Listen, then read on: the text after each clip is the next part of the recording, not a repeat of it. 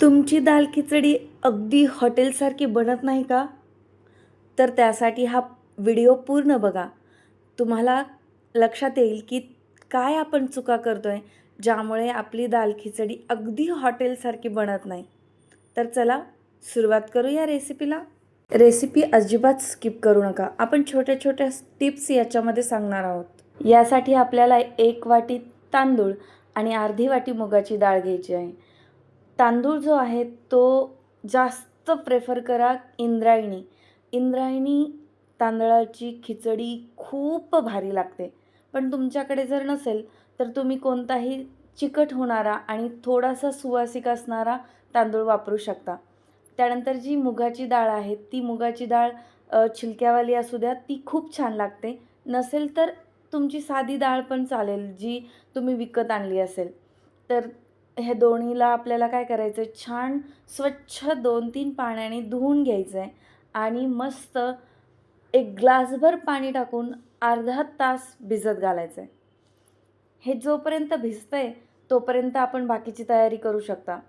त्यासाठी खूप जास्त मेहनत नाही आहे, खूप जास्त तयारी करावी लागत नाही. एक कांदा बारीक छान कापून घ्यायचा. त्याच्यानंतर कोथिंबीर कापायची, भरपूर कोथिंबीर घ्या. 1 हिरवी मिरची, भरपूर लसूण, 1 इंच अद्रकीचा तुकडा, 5-7 काळे मिरे. काळे मिरे खूप महत्त्वाचे आहेत, त्याने टेस्टमध्ये खूप फरक पडतो. तर तुम्ही हे सगळं छान कुटून घ्या आणि मग कुकर गॅसवर ठेवा. त्यामध्ये 1 मोठा चमचा तेल घाला आणि आपण तेलासोबतच याच्यामध्ये तूप देखील घालणार आहोत.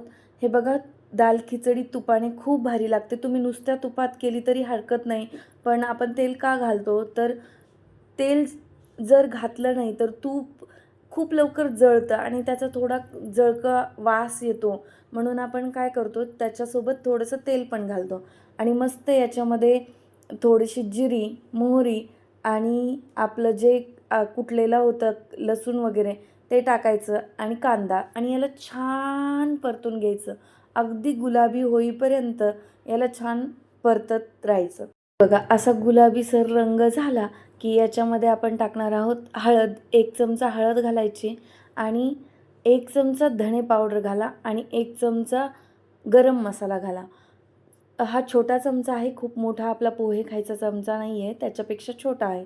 तर तुम्ही पोहे खायच्या चमच्याने अर्धा-अर्धा चमचा घालू शकता.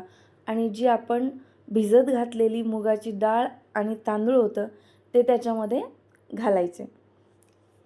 आणि आता याच्यामध्ये आपल्याला पाणी घालायचं आहे. तर पाणी किती घालणार, तर हे बघा, पाण्याचं प्रमाण खूप महत्त्वाचं आहे.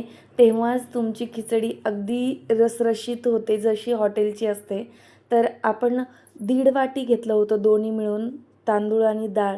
तर त्याच्या 3 पट पाणी आपल्याला इथं घालायचं आहे आणि त्यानंतर चवीनुसार मीठ घाला आणि भरपूर अशी वरतून कोथिंबीर घाला आणि याला मस्त झाकण लावून आपल्याला छान मीडियम गॅसवर 3 शिट्ट्या होऊ द्यायच्यात.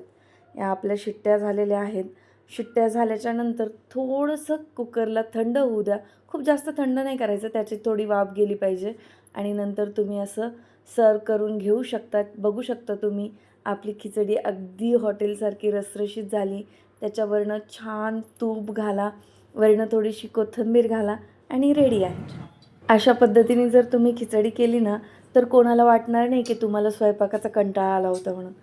अशी भारी लागते ना, सगळ्यांच्या तोंडाला एकदम चव येऊन जाईल. मी खाऊन बघितली, खूप छान झाली होती. पण ज्या काही थोड्या छोट्या टिप्स दिल्या होत्या त्या फॉलो करा. काळे मिरे टाकायला विसरू नका. आणि ही रेसिपी तुम्हाला आवडली असेल तर लाईक करा, शेअर करा आणि माझ्या चॅनलला सबस्क्राईब करा.